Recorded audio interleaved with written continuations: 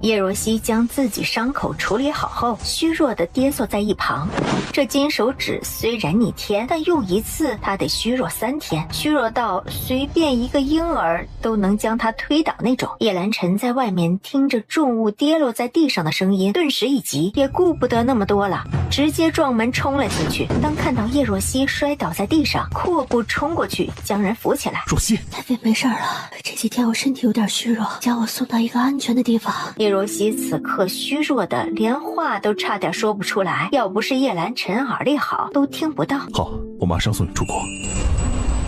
刚才他看了母妃一眼，他脸色已经恢复红润，确定人已经没事儿，他揪着的心方才放松了下来。叶兰晨以为叶若曦只是太累了，睡一觉醒来便没事儿，可是第二日过去，看他的时候才发现他的脉象很弱，而且怎么喊都喊不醒，吓得他将太医院的医生都请了过来。叶若曦是被饿醒的，睁开眼看到一屋子的太医。你们倒是给我想办法呀！要是他有什么事儿，你们所有人都给我滚出太医院！这七皇子这么担心我吗？醒了，七爷，叶姑娘醒了。闻言，叶兰晨赶紧冲过去。谢谢，你终于醒了。你现在哪儿不舒服吗？我饿了。小绿，马上拿吃食过来。李太医，你马上过来给看看。小绿和李太医一刻都不敢耽误，急忙按照吩咐去做。李太医把完脉，小绿已经将粥拿了过来，给我。叶兰晨将粥拿过来，然后亲自喂他。李太医，脉象如何了？七皇子，叶姑娘脉象逐渐平稳，接下来休息2日便能恢复元气。李太医虽这样说，但叶兰晨还是不放心，让守在一旁的太医全部都把了一次脉，所有太医的结论一致，确定叶若曦并无大碍。叶兰晨这才放下心来。叶若曦看到叶兰晨竟然这么大阵仗，老实说她还挺感动的。唉，要不是答应嫁给杨家嫡子，我都要考虑一下要不要告诉他几个孩子的存在，毕竟这个男人看起来还是不错的。叶若曦很快将这个念头给打消了，这可是七皇子啊，还是当今战神，背景如此强大，以后必定诸多妾室，他才不要跟其他女子分享自己的相公呢，还是杨家嫡子好啊，是个不行的，以后也不怕他有妾室。这般想着，叶若曦觉得自己的精力都恢复了一些，很快吃完了2大碗粥。其实他还饿，可是叶兰晨不肯给他吃，说一下子吃太多不好，他只能作罢。第3天，叶兰晨忙完去叶若曦所在的屋子，一进屋哪里还有叶若曦的身影啊？床上扔着一张纸，我要回去嫁人了，后会无期。这下看你如何逃得过我的手掌心了。叶若曦回到叶府，便被小樱桃和小麦都拉住了。娘，你这几天都去做什么了？可是有哪儿不舒服？两人其实已经从小桃桃口中得知叶若曦救了太妃后，因身体虚弱，在七皇子府养身体的事儿。不过眼下他们又不能明着问啊。娘这2天呢是又去做好事给人看病了，就是有点累，没什么事儿啊。确认叶若曦没事儿，两人提着的心才放下来。小麦都想到今日收到的信，娘，这是阎王阁的信。叶若曦拿过来打开，然而当他看到里面的文字时，疯了！那混账的一条腿什么时候这么值钱了？竟然真的有人愿意出2万两！舅舅，这是又得罪谁了？这一次将对方得罪的有点狠啊！小麦兜，让人把你二舅用麻袋装起来，然后送到阎王阁领赏金。娘，你确定？确定。那混账我再也不管他了，这次我一定不会心软。晚上，阎王阁，猪头掌柜拎着一个大包袱来到接客区，没多久，一名黑衣女子拿着一把剑走了进来。客官，叶帝是嫡次子，我们弄回来了，你可以看他脚了。说着将包裹打开，叶飞阳光俊逸的脸露了出来。他死死地挣扎着，想说话又说不出来。黑衣女子握着剑，愤怒地来到他面前，毫不犹豫一剑插了过去。隐藏在身后的叶若曦赶紧冲出来阻止，然而下一秒就看到那剑直接插在叶飞裤裆的最中央。叶飞吓出了一身汗。叶飞，最后给你个机会，你到底要不要对我负责？选我，或者留下一条腿啊！真的是情债啊！这叶飞可以呀，终于翻车了。不过这女的声音怎么这么熟啊？赵一鸣，你有病啊！你吓死我了！要是能吓死你，我就不用花银子将你绑来这里了。赶紧选，我耐心有限。你选什么选？你让我怎么对你负责？我一没亲你，二没睡你，你凭什么让我对你负责？你都把我看光了，难道不应该对我负责吗？赵一鸣，那是5岁的事情，5岁我什么都不懂，你凭什么让我负责？混账！你都把人家姑娘看光了，还不想负责？臭小子，我看你就是欠收拾。一旁的叶若曦听到这话，拿着一条棍子就往叶飞身上抽去。姐，你疯了！你怎么能帮着外人呢？赵一鸣这个凶婆娘，我要是娶回家了，我还有好日子过吗？不负责，我这辈子都不会对她负责的，除非我死了。跑着跑着，叶飞好像发现叶若曦并没有追上来，他顿时一愣，转过头去一看，叶若曦这会儿站在赵一鸣旁边，勾着唇，似笑非笑地看着他。这笑让叶飞背后顿时一冷。姐，你怎么不追了？你不是说你死了再娶赵姑娘吗？那你去死吧！叶若曦可没给两人太多时间震惊，提着剑直接往叶飞身上刺去。叶飞刚才被吓得半死，现在更是被吓得整个人都僵住了，在剑要刺进自己的一瞬间，下意识闭上了眼睛，而想象中的疼痛并没有发生。他下意识睁开眼，便看到近在咫尺、摇摇欲坠的人，身上露出半截剑，他整个人瞳孔放大，手比脑子更快，一把将人给扶住。赵一鸣，为什么要救我？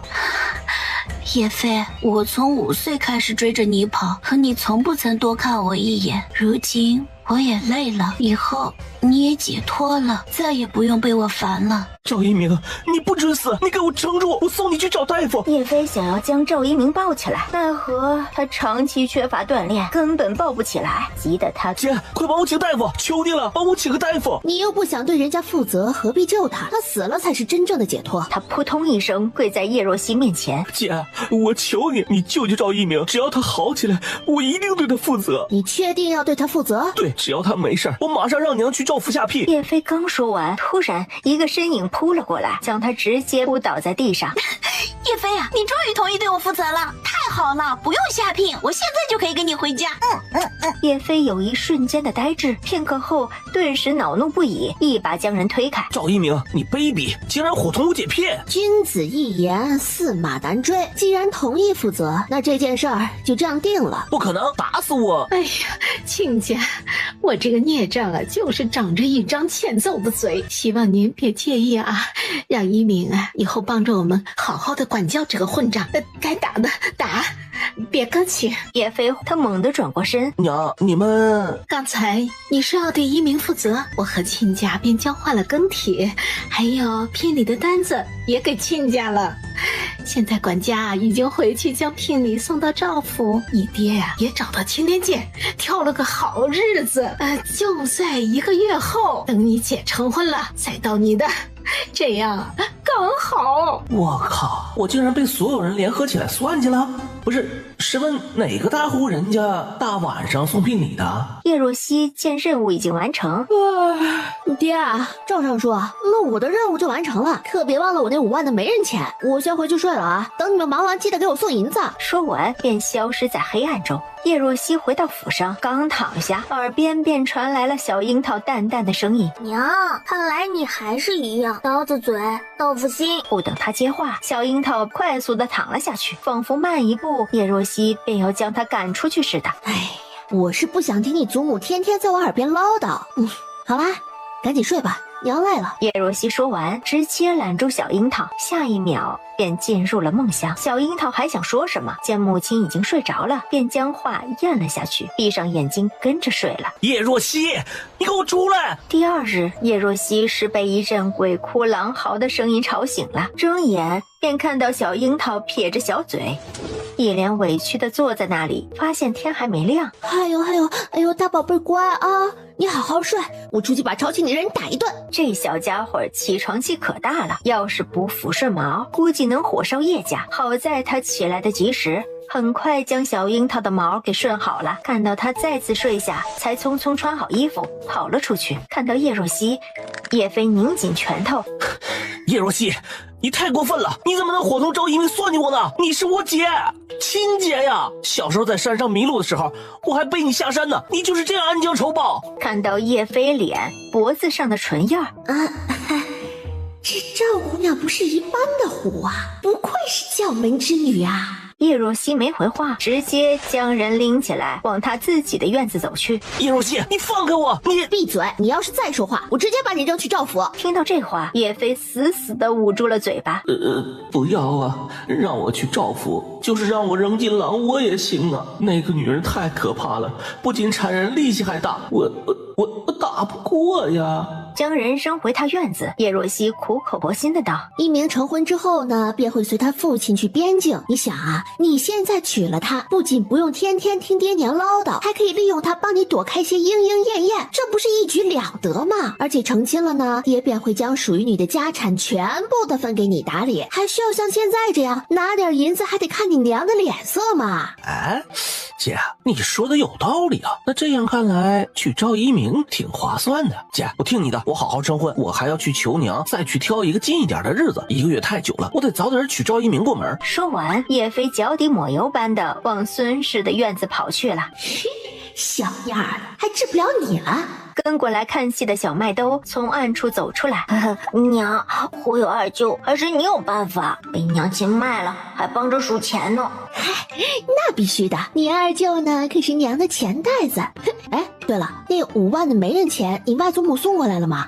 昨晚外祖母回府，便让人将银子送过来了，一起送过来的还有将军府的谢礼，加起来8万两。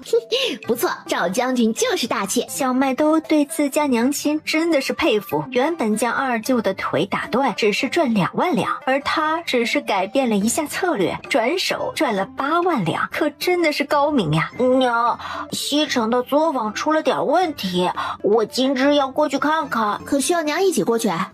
不用，小问题我能处理。娘还是在家里好好准备嫁人的事儿吧。虽说女工不用你做，但我觉得娘你最起码得自己绣个荷包吧。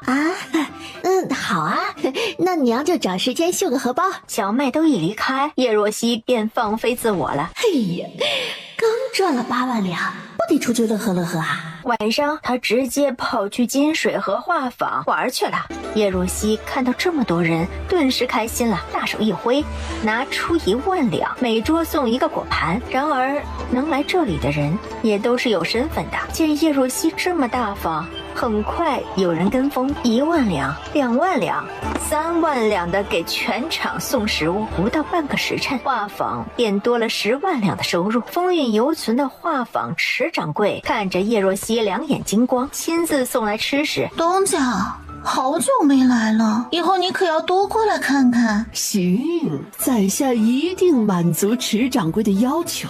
叶若曦伸手在池掌柜风韵凸起的位置摸了一把。东家，讨厌！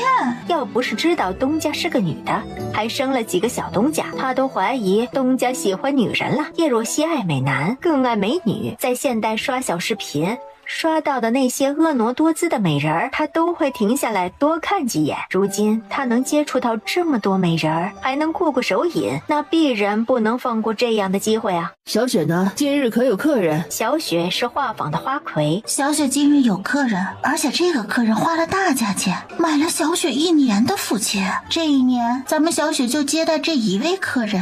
哦，竟然有如此大方的客人！小雪的价格可不便宜，这买了1年的福琴，不得上百万两啊！是啊，而且还是个年轻小伙。东家要不要去看看？走去看看。魁是卖艺不卖身的，所以画舫的花魁包厢隔壁的包厢有人守着，一旦花魁按下呼救器，守着的护卫便可以打开帘子查看花魁包厢的情况。石掌柜带着叶若曦到花魁隔壁的包间，便将花魁房间的场景尽收眼底。当叶若曦看清男子模样，皇上，当今皇上竟然来画舫包花魁，这传出去成啥了？这天塌了！皇上如果在这画舫出事儿了，我9条命都不够砍呐！不行，我得告诉叶兰婵才行，不然我可担不起这个责任呢。本来他还想着自己去找叶兰晨的，可担心这小皇帝在画廊出事儿，犹豫了一下，当即写了一封信，附带1块金元宝，带着这2样东西立刻去七皇子府找叶兰晨，然后将他带来这里，一定要快。石掌柜什么都没问，应了一声好，便转身出去。石掌柜前脚刚走，后脚皇上的包厢便被人给踹开了。我真是个大聪明啊！踹开隔壁包厢的男子是李强，东来国第1皇商的儿子。小雪他包过一次，但小雪卖艺不卖身，因为他想对小雪动手动脚，被画坊的人扔了出去，禁止他1个月不准来画坊游玩。没想到1个月刚过去，这人又来了。皇上不悦地看着突然闯进来的男子，周身散发着龙威，郑李强不由得心底颤动，但很快他便说服了自己，他上头可是有人的。你给我滚！李强话还没说完，指着皇上的手指便被砍了下来。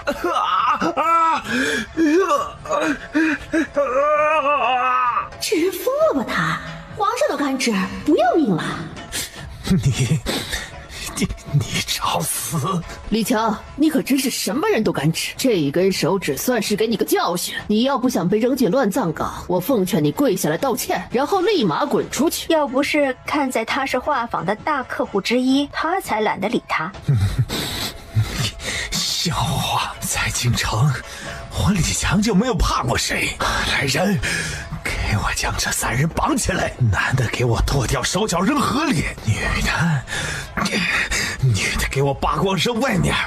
我要让外面那群人好好欣赏一下花魁的身姿，顺便让所有人看看这所谓清高的花魁在我身下是怎么求饶的。好的，老大，这也太刺激了，我们可要眼福了。叶如熙很护短，小雪是他的人，这群男的对他的人说出如此让人恶心的话，他如何能忍？天亮了，李家该滚出京城了。这突然闯出来的男子是谁呀？而且他这举动，难道是知道我的身份了？我李家滚出京城，你知道我爹是谁吗？放心，很快我便会让你知道你爹是谁。叶若曦话落，一包药粉下去，围过来的几名护卫腿一软，全部都倒在了地上。你给我下了核武，我劝你立刻给我解药，不然你这画坊也不用开了。我告诉你，我可是七皇子的亲表弟。哦，本王怎不知还有你这么个表弟啊？七皇子，您怎么会来这儿啊？叶兰晨一进来便看向一旁的叶若曦，看到那张陌生而俊逸的脸，这女人的易容术可真的是逆天啊！如果不是闻到那独有的淡淡香气，以及刚才那封信，我是根本认不出来。至于皇上，他只是淡淡扫了一眼。不来怎么知道还有人敢打着我的旗号作威作福呢？说完一挥手，暗衣立即让人将这群人全部押走。一夜之间，产业遍布整个东来国的大富商李家消失在了大众的视野，所有商铺全部换上了万达商行的招牌。七皇子府，叶兰晨俊逸的脸上闪过一丝微怒。说吧，这是怎么回事？皇兄，七皇子，是我带皇上去画坊暗访的。这李强在京城横行霸道，欺辱了不少的年轻女子，在他手底下死去的人更是多不胜数。而他爹更是因为自己是大皇商，害死了无数的老百姓。因为李家是东来的第一大皇商，也就只有皇上能帮我们这些弱小的老百姓伸冤了。皇上，小的恳请您为死去的老百姓做主啊！叶若曦跪了下去，双手将一卷卷宗递了上去。这卷宗是他这2年来收集的李家所有罪证。他回京城的目的之一，便是干掉这吃人血馒头的李家。本来他还想着等自己正式成为皇商，取得了皇上的信任之后，再找机会将这卷宗递上去。没想到机会说来就来了。皇上刚才还满脸慌张，听到叶若曦的话，脸色顿时凝重起来。看完卷宗的内容，气得一掌拍在梨花木桌上。这李家可真的是胆大包天！哇，皇上的内力如此深厚，难怪敢独自一人到画坊。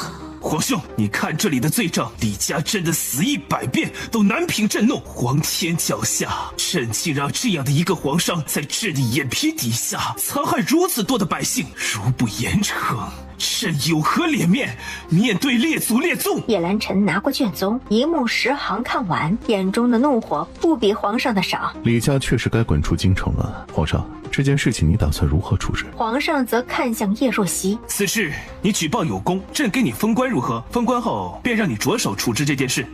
谢主隆恩，但皇上，在下志不在官场，为皇上分忧本是在下的职责。听到这话，皇上还挺感动的。虽然他不知道他是谁，但凭他为自己隐瞒画舫的事儿，他便对他颇为满意。如今连封官都不要，还真的是个高风亮节、不可多得的人才。既然你不想封官，那朕满足你一个愿望，当然这愿望要在朕不违背律法且能达成的范围内。在下是万达商行的东家，恳请皇上让万达商行取代李家的位置，成为东来的第一大皇商。好一个以退为进啊！这女人还真是让我震惊啊！皇上，这次万达商行算是立了大功，区区一个皇商之位，我觉得皇上可以考虑一下。虽然他知道皇上一定会答应，但是他开口帮叶若曦，以叶若曦爱自己的程度，估计又要感动的投怀送抱了。叶若曦确实挺意外的，没想到叶兰晨会帮自己说话，不过感动倒是没有，毕竟自己做了皇商，也在帮皇室赚钱。叶若曦脑子里可是有着华夏5000年的文化知识的，在这古代赚得盆满钵满，又有何难？皇上见连皇兄都帮眼前的男子说话，犹豫了片刻。行，那明日你进宫跟户部那边交接一下，签一份契约。谢皇上。皇兄，你去帮朕拿一箱黄金过来，这是朕私自赏给叶东家的。皇上有意让叶兰晨离开，叶兰晨自然听得出来，也没拒绝，转身走了出去。今夜的事可不能外传，否则这皇上……皇上，今夜咱们就是去抓李强的，这事儿肯定不能说是您亲自去抓的呀。而且七皇子出现在画舫，人人皆知，这人嘛，自然是七皇子抓的。听到这话，皇上心顿时放了下来。皇上，您这样的身份不该去画舫。如果您想听抚琴，下次我带小雪进宫。这合适吗？皇上放心，我一定帮你办妥。行，明日记得早点进宫。叶兰晨回来的时候，便看到皇上脸上笑成了一朵花。这两个人在说什么呢？皇上怎么这么高兴？将皇上送走后，叶若曦刚打算跟着离开，便被叶兰晨直接扛了起来，快步飞身到他的卧室。小绿看到七爷竟然扛了一个男人回来，顿时傻了眼。叶兰晨，你疯了你！叶若曦挣扎着，叶兰晨将她压在身下。你刚才跟皇上说什么了？皇上那么高兴？怎么，你想知道啊？想啊。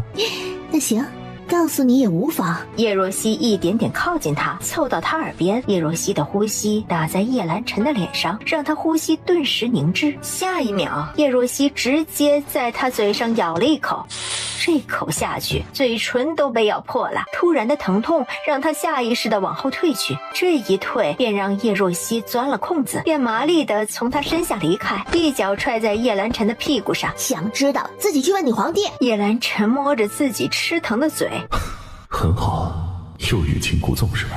女人，你等着，等成婚那日，本王看你还怎么逃。七爷，进来。七爷，西城那边的山贼越发猖狂了，周边的百姓苦不堪言，官府多次派人去捉捕，可最后人都折在那儿了。西城县令向您求助，希望您能出兵剿匪。点兵1000，即刻出发。是。叶兰晨换上盔甲，刚走出门，一个小身影扑了过来。哇，爹爹，你这身盔甲太酷了！你真的是天底下最酷最俊的爹爹。喜欢爹爹身上的盔甲是吗？喜欢。如果能拥有跟爹爹一样的盔甲，小淘淘一定是最幸福的孩子。好，爹爹啊，给你做一件一模一样的。哇，谢谢爹爹，爹爹，小淘淘最爱你了。你乖乖在家里，爹要出去一趟，过2日便回来了。小淘淘虽然黏爹爹，但也是懂事的乖宝宝。看到叶兰晨这身衣服，便知道他肯定去忙正事儿了。爹爹，你要照顾好自己哦，不能让自己受伤哦。这个是小淘淘自制的小扳指，遇到袭击时，你只需要按下这里，便能将对方打趴下。看着手上精致小巧的扳指，叶兰晨并不是很在意，毕竟在他看来，小淘淘每天都是吃喝玩乐，其他的都不热衷，但他还是收了下来。谢谢小淘淘，爹爹啊，一定会戴好这个扳指的。扳指不大，戴在手上也没有多大影响，所以他也没刻意拿开，将小桃桃送回屋里。叶兰晨便骑马，带着1000精兵前往西城。到达山贼窝山脚下，叶兰晨让1000精兵将山头团团围住，他则趁着夜色悄悄潜进山贼窝里。上山溜达了一圈，他猛地发现山寨里竟然没有把手。不对，不是没有人把守，把守的人竟然都晕了过去。而此刻山寨安静的有些诡异。在叶兰晨犹豫要不要继续前进的时候，一个黑影从他眼前飞过，他顿时眼眸一闪，飞身跟了上去。当看到那黑影的背影，他猛地愣住，整个人不可置信地呆滞在原地。出现在前方的竟是一个小孩子，流畅敏捷的轻功让他叹为观止。叶兰晨收起震惊，跟在对方身后，没多久便看到孩子进入一个屋子里，透过窗户看到里面7、8个人竟然躺在地上，而那个孩子进去不知道在翻什么。很快叶兰晨便看到对方竟然拿出一个大包袱出来，因为包袱装得太满，东西都掉了出来。当看到掉在地上的东西，黄金，所以这孩子跑到山贼窝里面黑吃黑了。孩子很快将包袱绑好，冲了出去。叶兰晨及时跃上屋顶，免得被对方看到。然而他刚跃上屋顶，一名男子从屋顶跃下来，拿着大刀便朝那孩子身上砍去。叶兰晨见状，快速抽出剑伸过去，砰的一声巨响，大砍刀掉落在地上。男子是粗汉，大砍刀掉了，只能挥着拳头砸向飞身下来的叶兰晨。叶兰晨同样挥着拳头与对方对，然而叶兰晨只是一拳砸在对方的身上，对方便直接摔倒在了地上。这个人这么脆弱吗？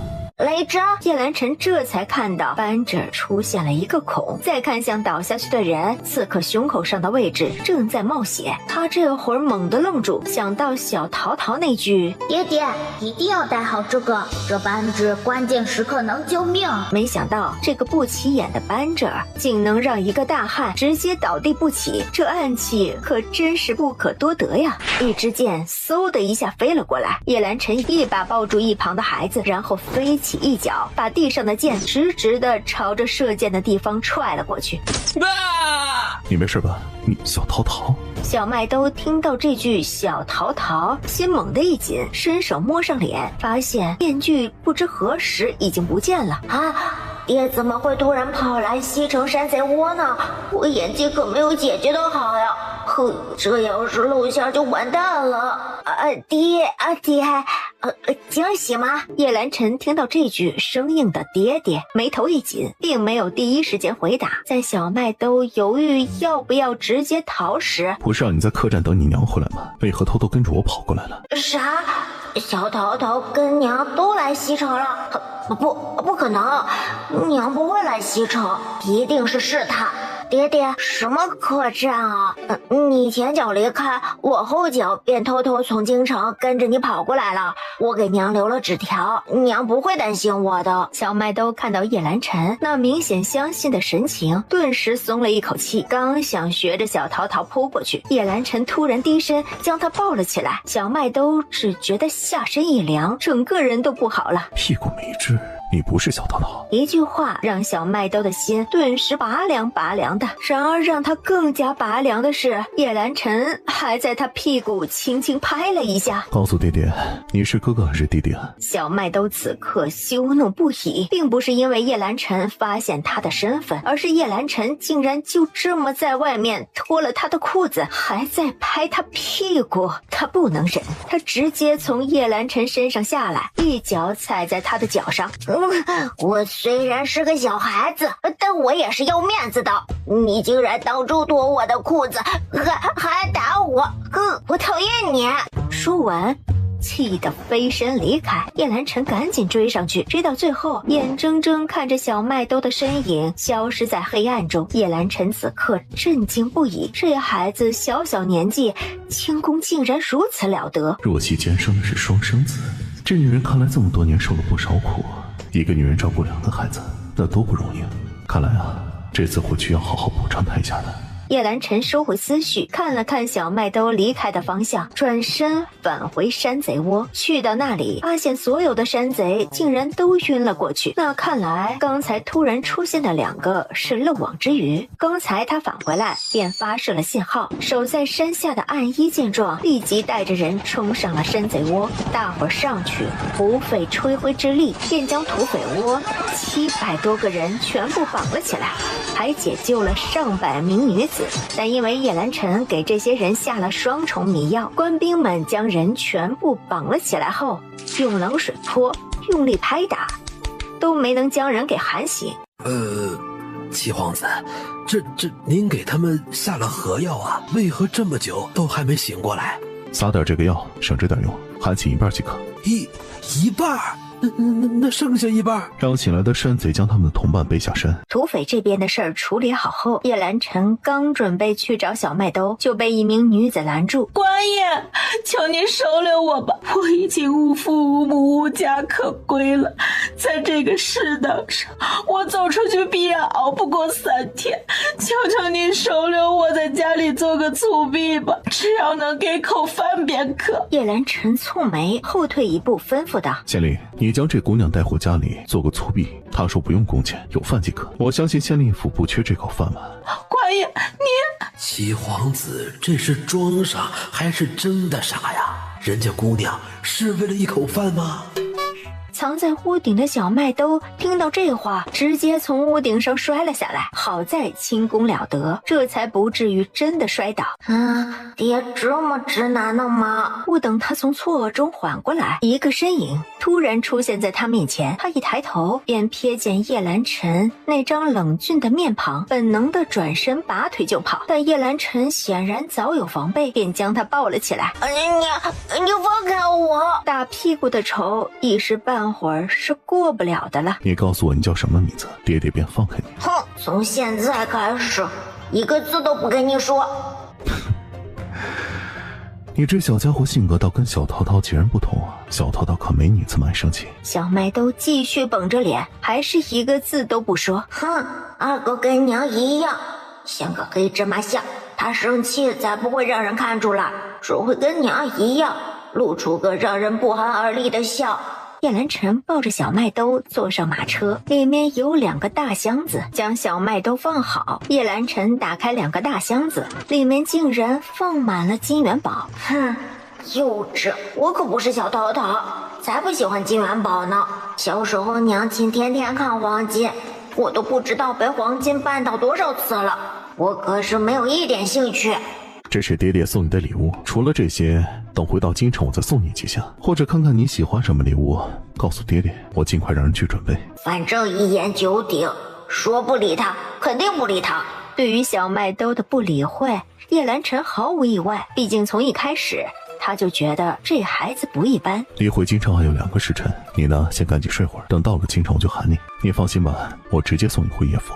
小麦兜本来也打算回京城了，既然有人亲自护送，那再好不过。他往榻上一躺，没多久便睡着了。他是真的累。小麦兜生气归生气，但内心还是承认爹爹的出现是非常及时的。今晚如果不是爹爹，他估计没有那么容易脱身。还有，弄这些山贼下山也不是一件容易的事儿。叶兰晨一脸宠溺的看着睡得恬静的小麦兜，这样一看，这孩子长得跟小淘淘一模一样。快马加鞭回去告诉杨老夫人，让她着手再准备2个孩子的院子，一个男孩，一个女孩。妾，王妃又怀孕了，还是龙凤胎。让你去就去，哪儿那么多问题？安姨这会儿还不知道有小麦兜的事儿，这会儿听到叶兰晨没有正面回答自己的问题，越发认为七爷这是默认了，赶紧策马赶回京城。叶兰晨想到自己与若曦也缠绵了几次，若是怀上了也不足为奇，如今已经有了2个男孩子，若曦要是再怀上，她希望是个女孩，一个像她一样好看的女孩。想象着一个软软糯糯的女孩子，甜甜的的喊他爹爹。叶兰晨的嘴角不自觉的微微上扬。这边的暗一赶到京城时已经天亮，他直奔老夫人的院子。院子里，陆管事看到暗一，赶紧上前询问：暗一兄弟，这么早找我们老夫人，所谓何事啊？七爷让在下带话给老夫人。好，您请随我来。杨老夫人这会儿已经醒了，这会儿精神气爽的坐在那里给小樱桃夹菜。自从知道小樱桃的存在，小樱桃隔三差五就来杨府住。老夫人，七爷让暗一兄弟过来带话。杨老夫人为了不让其他人知道小樱桃的存在，屋子里面遮了屏风，还放出话来，任何人没经过他同意都不得进入屏风内。我乖孙要给我带什么话？回老夫人，七爷让我告诉您，王妃又怀孕了，还是龙凤胎。七爷让您准备好2个院子，一个男孩，一个女孩。里面传来2个不同东西掉落在地上的声音。老夫人，您没事吧？我没事儿。暗一，你说的是真的？若曦真的又怀孕了？千真万确，这正是七爷让在下回来传的话。好我老婆子这一下真的要儿孙满堂了。陈管家，你马上去安排，将我隔壁那2个院子重新按照小孩子的喜好修整好。娘怀孕了？怎么可能？小樱桃，你又要有弟弟妹妹了，开不开心呢？等会儿吃完饭跟曾祖母一起去看看如何布置房子。小樱桃想告诉老夫人，娘亲是不可能怀孕的，因为当年生了他们3个的时候已经伤了身子。可看到老夫人这么开心，小樱桃最后还是没忍心说出来。被说成怀孕的叶若曦此刻正在皇宫数金子呢。成为皇上的第一件事，叶若曦就将一仓库的止血药还有止疼药送去了军营。皇上让他亲自进宫结算药款，当然进宫的时候自然将小雪给带去了。然而在叶若曦带着小雪要出宫的时候，升平公主突然出现，将他们给拦住。区一个小皇上，好大的胆子，竟然敢带一个妓女进宫，污了皇上的眼睛！来人，给我将这个妓女乱棍打死！叶若曦进宫都是男装易容，所以这升平公主并不知道她的真实身份。升平公主一声令下，数名护卫冲上来，将小雪给控制住。叶若曦并没有阻止那些护卫，而是看看升平公主，嘴角微微勾起。公主，不知你从哪儿得来的消息，小雪是妓女，这污水可不能乱泼呀！哼，谁不知道眼前这个女人就是画坊出了名的花魁，还敢明目张胆带人进宫，你这皇上的位置怕是坐够了。来人，将这个妓女直接拖到宫门口，乱棍打死！护卫直接将小雪拖了出去。小雪被拖走之后，慌乱地看了一眼叶若曦，叶若曦看着点点头，小雪顿时了然，眼中的慌乱变成了坚定。叶若曦跟着一起走出宫门口，那护卫的棍子刚打在小雪身上，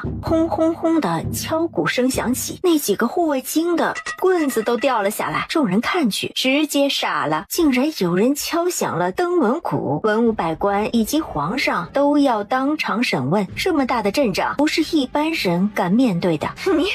你疯了你竟敢敲响登文鼓！叶若曦没管他，继续敲打登文鼓。而小雪这会儿从这群护卫身边逃离，冲到登文鼓的地方，结果叶若曦手中的鼓槌继续用力地敲打着登文鼓。哎呀，你们还不快点将这2个人给我拖走！升平公主此时此刻真的是慌了。如果这男的因为要打死这个妓女而敲的登文鼓，那皇上怪罪下来，他也吃不了兜着走。然而升平公主已经迟了，驻守登文鼓的禁卫军已经冲过来，将所有人都围住了。大胆，何人敲响登文鼓？小雪跪在地上，抬头的那一刻，刘威瞳孔放大。小女子名为白雪，是前镇北大将军白振雷的外孙女。小女此次敲响登文鼓，是为祖父一家满门中将鸣冤，白将军没有通敌叛国，还请皇上彻查。皇上出来看到小雪跪在那里，心都揪住了，而白雪的话让他的脚步猛地顿住。白家白振雷，皇上，您没事吧？是没事，原地升堂。如今文武百官已经跟随着皇上出来，太监也都将桌子凳子全部摆好。当年白家通敌之时，人证物证俱在，你一个罪臣之女拿出的证据，如何能让皇上信服？最先说话的是刘统领，也便是小雪的父亲。小女的证据都还没拿出来，刘统领怎就断定皇上不信服呢？小雪那张精致的小脸扬起，此刻看到刘统领的眼神带着嗜血的怒意。皇上压下心底的情绪，眉头蹙紧。刘统领，此处还轮不到你说话，滚下去！刘统领赶紧低下头，退了下去，但眼神则死死地盯着小雪。小雪姑娘，将你的证据呈上来。皇上看着跪在自己前面，柔弱的仿佛一阵风就要吹倒的姑娘，心底压下将人扶起来的冲动。是皇上，小女不仅有文字上的证据，还有人证。听到这话，在场知道当年情况的顿时炸了窝。这居然还有人证！当年这事可是刘统领亲自带着证人举报的。所以这姑娘现在是在亲自举报自己的父亲。百官的话让刘统领整张脸黑得不行。疯子，罪臣之女竟也敢出来敲灯郎鼓！皇上，这女的就应该当场诛杀。当时的事可是太后亲自判的，皇上这是在质疑太后吗？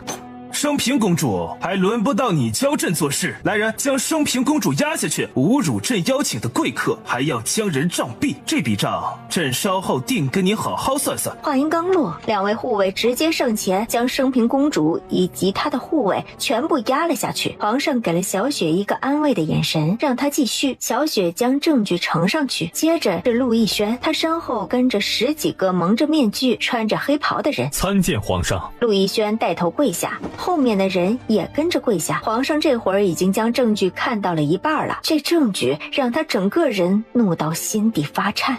这些人是？小人是刘威当年的书童，当年陷害白将军一家，他们担心我暴露，便给我下了毒。小人是刘威的奶娘，意外听到他要害白将军的事，便将我勒死，毁掉容貌，扔到了乱葬岗。民妇是升平公主的陪嫁丫鬟，因为我知道她跟刘威厮混，便残忍地将我扔进柴房，将我活活烧死。小人是刘威的管家，当年刘威陷害白将军的证据是我亲自放在白将军书房的，事后刘威直接一刀将我捅死，扔到后山喂狼。民妇是刘威的外室，刘威说白氏被砍头后就娶我为妻，而最后他竟直接将我送到乞丐窝，让一群乞丐凌辱我。刘威，你不得好死！你一定想不到，我不但没有死，还将你当年与敌国的心寒留了下来。小人是升平公主的护卫，当年升平公主和刘威2人的信件都是我送的，意外得知2人在陷害白将军之事，被2人推下了悬崖。这些人说的每一字都让人震惊。皇上，臣根本不认识这些人，这些人都不知道从哪里跑出来的，还请皇上明鉴。皇上，这些人我一个都不认识，他们这是胡说八道啊！皇上挥挥手，禁卫军便将人的嘴巴堵了起来。那你们都是如何得救的？是小雪姑娘在我们最后还有一口气的时候救了我们，如果不是小雪姑娘，我们就会像刘府另外那几10个人一样死于非命。我们只是小雪姑娘救下来的为数不多的10几个。一桩桩证据都在证明，当年的白家是被刘威跟升平公主陷害的。刘威通敌叛国，陷害忠诚，罪不可赦。朕要他连诛9族，五马分尸。升平公主乃皇室公主，竟做出如此大逆不道之事，有辱皇室颜面。赐毒酒1杯，公主府所有人贬为庶民，9代不得参加科举。禁卫军立即执行。是。禁卫军很快将吓尿的刘威拖了下去。皇上起身走到小雪面前，将她扶了起来，然后衣袍一挥，直接跪在小雪面前。所有人吓得纷纷跪下。皇上不得！这天底下，皇上接受所有人跪拜，何人受得起皇上的跪拜？皇上，朕愧对白家满门，这一跪是我对白家能表达的唯一歉意。说完，直接磕了一个头。天哪，这个皇上可真是能屈能伸。想过皇上会给小雪补偿很多赏赐，但万万没想到他会下跪啊！皇上可是九五至尊，这一跪，怕是直接将小雪彻底征服了吧？皇上，小女何德何能承受得住您这一拜呀？皇上磕完头，将小雪扶起来。这是朕欠你们白家的。说完，他松开小雪的手，返回皇座。白家所有人听旨。闻言，小雪赶紧跪下来。现已查明，白家当年通敌之事，乃被人陷害，朕深表痛心。朕决定追封白将军为护国公，爵位可世袭。白家嫡孙女白雪，除奸臣有功，刘维与升平公主所有钱财全部归属白雪姑娘。往后，白雪姑娘不管与何人成婚，生下的第一个男孩便是白家嫡子，进入白家族谱，世袭爵位。听到后面的话，百官顿时觉得震惊不已。这以后谁娶了白雪姑娘，那真的是白捡了一个爵位啊！叶若曦这会儿已经彻底被皇上的格局给震惊到了。这皇上果然不错，难怪叶兰晨会不顾一切拥护这个弟弟上位。臣女谢主隆恩。从宫门口离开，叶若曦跟白雪他们回了万达商行。一进到商行，白雪在叶若曦面前跪下。小雪，你这是做甚呢？快起来！若曦姐姐，这一拜是白雪应该的。说完，也不管叶若曦阻止，直接磕了一个响头。若曦姐姐，小雪这辈子都不会忘记你的恩情。小雪在此起誓，在往后的日子，小雪这条命便是若曦姐姐的。只要你需要小雪，小雪必定赴汤蹈火，在所不辞。哎呀，好了好了，赶紧起来！我救你可不是想要你这条命，往后呢，你只需要做你自己便可。若曦姐姐怎么这么好？哎呀，好了好了，后面还有很多事儿要忙呢。你可答应过我啊，等白家的冤情洗了之后呢，就要建立女学的。这刘府和公主府那么大，我觉得这两个地方建女学一定很好。对，女学我一定尽快建起来。明日搬入白府后，我便马上着手处理女学的事儿。倒也不用这么急，搬入白府呢，你先好好休息一段时间，女学的事情慢慢来。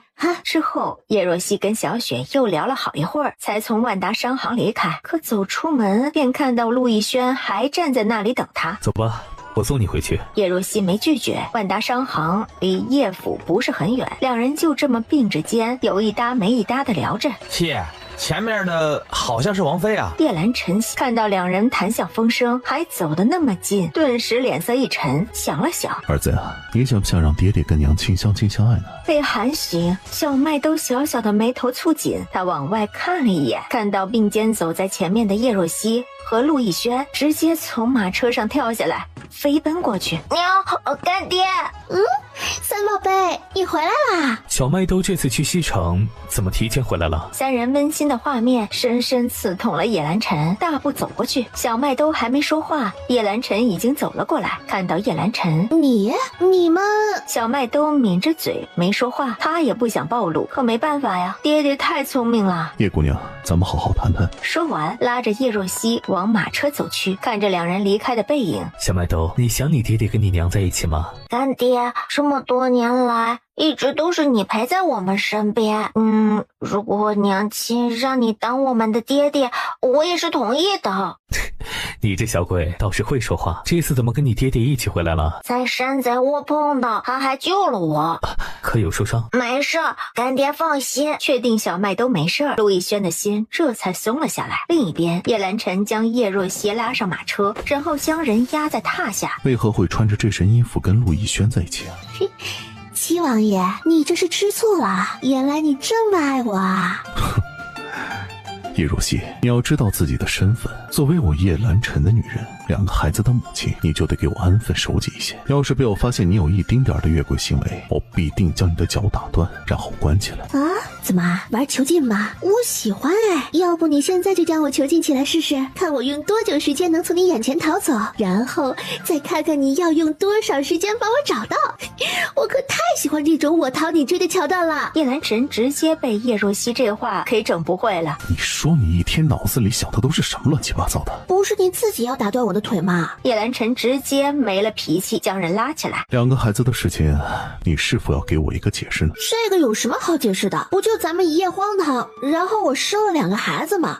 哎呀，好了，你放心，我都要嫁进杨府了，不影响你娶王妃。至于两个孩子嘛，如果你想让他们认祖归宗也是可以的，只要你给的家产够多，我不介意两个孩子认祖归宗的。叶若曦最近都想通了，就算叶兰晨真的知道3个孩子的存在，那又如何？几个孩子智商都极高，就算认祖归宗，也不影响他们还是自己的孩子啊。所以他为什么要拒绝让孩子赢在起跑线上的机会呢？叶兰晨很想告诉他，她就是他的王妃，但想到等成亲那日再让他知道，这女人一定会高兴坏了。这般想着，他将话咽了下去。认祖归宗那是必然的，但他还这么小，你怎么能让他独自一人去西城的山贼窝呢？如果不是我及时出现，你可知道后果如何？小麦刀怎么了？放心吧，孩子没事。听到这话，叶若曦顿时松了一口气，看来制作手枪要提上日程了。几个宝贝的安全最重要。原来这个小孩叫小麦兜，小麦兜是哥哥。小麦兜没告诉你他的名字？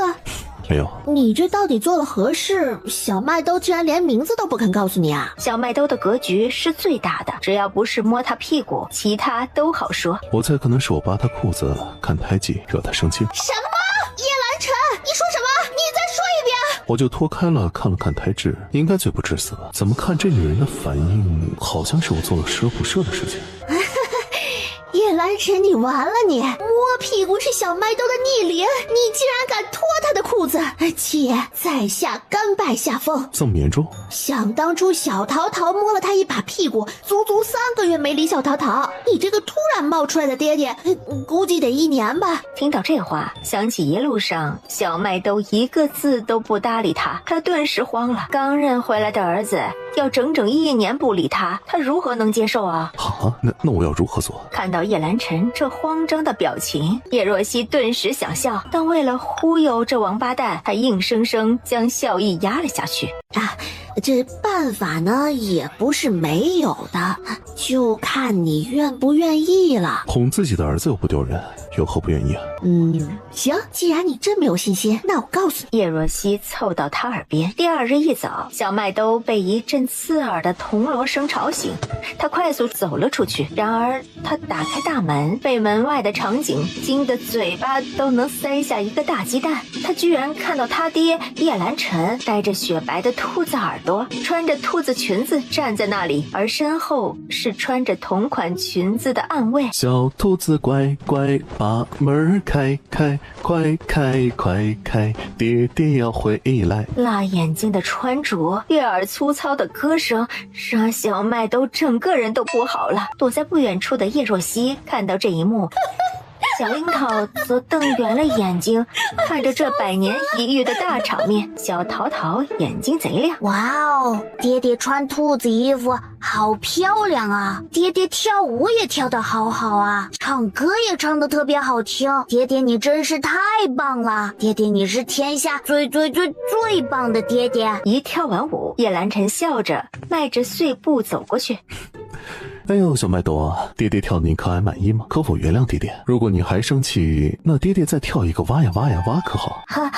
非常满意，你跳得很好，但请你不要再跳了。那小麦兜，你这是不生气了？不生气了，你赶紧去换衣衫吧，可别冻着了。快点离开吧，太丢人了。那你可否喊我一声爹爹啊？爹，亲爹，你赶紧去换衣衫吧。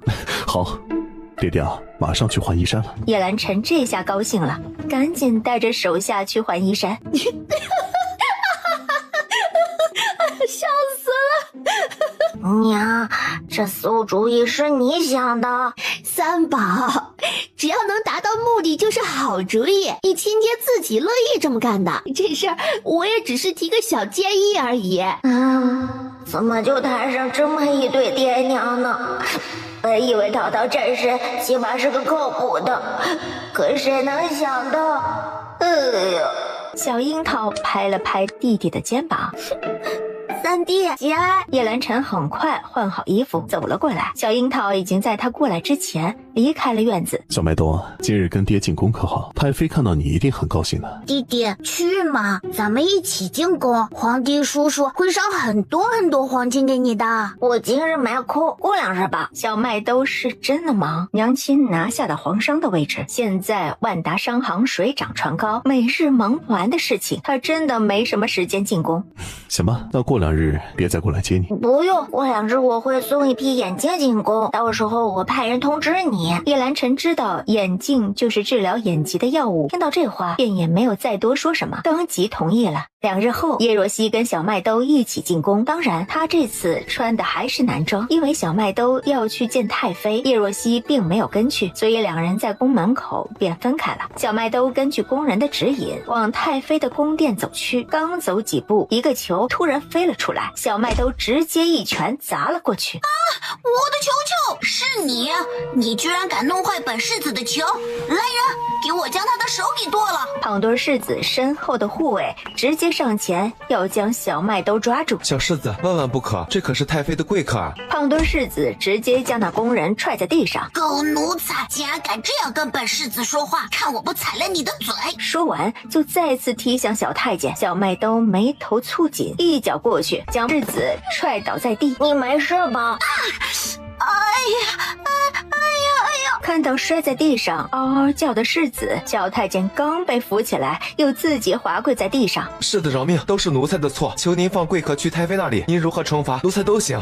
这皇宫是没王法了吗？区一个世子就能如此无法无天？小麦兜可看不得这种场面，直接将那工人拎起来往太妃的行宫走去。臭小子，你给我站住！敢伤我们世子，你死定了！麻烦！小麦兜直接一把药粉撒出去，那群护卫全部倒在地上。站好，带路，等会儿到太妃那里，如实说明刚才的情况。放心，我不会让你有事儿的。好，小少爷，小的知道该怎么做了。去到太妃行宫，叶兰晨已经等在那里。小麦兜，你娘怎么没跟你一起过来？哦，娘去送眼镜了。行吧，那爹爹先带你去见太妃了。叶兰晨拉着他进到行宫，小麦兜刚要跪下行礼，乖孩子，不必多礼，快让皇祖母看看。小麦兜抬起头，太妃看到这张跟小桃桃一样的小脸，顿时兴奋不已。两兄弟真的是长得一模一样，都是这么可爱俊俏。来，乖孩子，皇祖母带你去库房，你看有哪些礼物你喜欢的，随你挑。皇祖母，小麦兜不需要礼物，我想请皇祖母为小麦兜和这位工人讨回公道。小麦兜直接跪了下来，旁边的小太监赶紧跟着跪下。哎呀，乖宝，这是怎么了？可是谁欺负你？告诉皇祖母，皇祖母给你做主。小麦兜看向小太监，小太监立即会意，将刚才的情况一五一十的说了出来。好大的胆子！他堂堂一个庶出世子，竟然敢伤我的乖孙！来人，咱们去找太后。早就听闻这皇叔对这唯一的世子千娇百宠，没想到宠出个无法无天的人。叶兰晨可是护短的，自己好不容易哄好的儿子被人欺负了，他怎么可能无动于衷呢？所以一伙人去太后行宫的时候，叶兰晨直接让人将世子绑起来送到了乾清宫。刚好皇叔和几个大臣还在那里跟皇上议事。皇公公听到小太监禀告，赶紧告知皇上，快请皇兄进来。皇上话落，叶兰晨已经拎着胖墩儿阔步走了进来。七皇之，你这是作甚？父皇，快救我！七皇兄想杀我，你快救我呀！七皇之，不管孩子做错了什么，你也不能将他绑起来呀！皇叔怎么不问问你儿子做了什么事情？七皇之，就算我儿子做错了事，他还是个孩子，你身为皇兄，怎么能跟一个孩子计较呢？欺压我叶兰晨的儿子，还让护卫打死我儿子。小太监要护着我儿子，你的好儿子竟然要将小太监踹死。皇叔，我叶兰晨的儿子可不是谁都能欺负的。皇上，还请你为我儿做主。七皇之，他们都是孩子，孩子之间打打闹闹纯属正常，而且我儿子也只是说说，这会儿又不是真的将你儿子杀了，你何必这么劳师动众，还要到皇上那里告状？皇上日理万机，这点小事儿咱们私下解决不就好了？好一个私下解决，好一个孩子打闹。小麦兜，来，去打死他，只要没死，那就没事。太后，你这是胡搅蛮缠。怎么相同的话你说就是理所当然，本宫说就是胡搅蛮缠了？你这个老妖婆，我才要打死你呢！胖墩世子不知道拿起什么，直接往太后身上砸去，众人都来不及反应，倒是一旁的小麦兜反应过来，将那东西直接往世子身上砸去。胖墩世子直接摔了个狗吃屎！放肆！竟然敢袭击辱骂太后！皇叔，这就是你的好儿子！来人，将世子打30大板！瑞亲王教子无方，直接取消爵位世袭，连夜将睿亲王送回封地，永世不得入境。皇上冤枉啊！我儿子只是犯了一个所有孩子都会犯的错，你怎么这么狠心打他30大板，还取消我的世袭呀？皇上，这不公平啊！公平，朕的话就是公平。来人，将睿亲王跟他的庶子押下去。皇上年龄虽然不大，但这么多年，在叶兰辰这个战神以及太妃这个女将军的拥护下，早就不是当年的小皇帝了。早在2年前，太后就不再垂帘听政，彻底放权给皇上了。谢皇上。皇兄，我这个皇叔为小侄子出气是应该的，这就是小麦的啊。来，皇叔抱你去库房，里面的东西啊，随你挑。这一家子送礼的方式都这么直接吗？谢皇上叔叔。小麦都想要一个免死金牌，娘从小就教导我，做人要学会为自己争取最大的利益。礼物这些呢，是身外之物，唯有免死金牌才是这个皇朝上最让人安心的存在。娘虽然说天不怕地不怕的，但我知道娘最怕死。娘总说在这个朝代，权力才是压死人最快的武器，而我们3姐弟还小，没法建功立业，争取最大的权力。如今为娘亲争取到一个免死金牌，娘一定很高兴，呵呵。小麦豆，你为何会想要一个免死金牌？我想送给娘做生辰礼物。真是个孝顺的好孩子。好，朕便赏你一块免死金牌。皇公公，将免死金牌拿来。原本在一旁毫无存在感的几位官员，这会儿听到这话，一个个顿时慌了。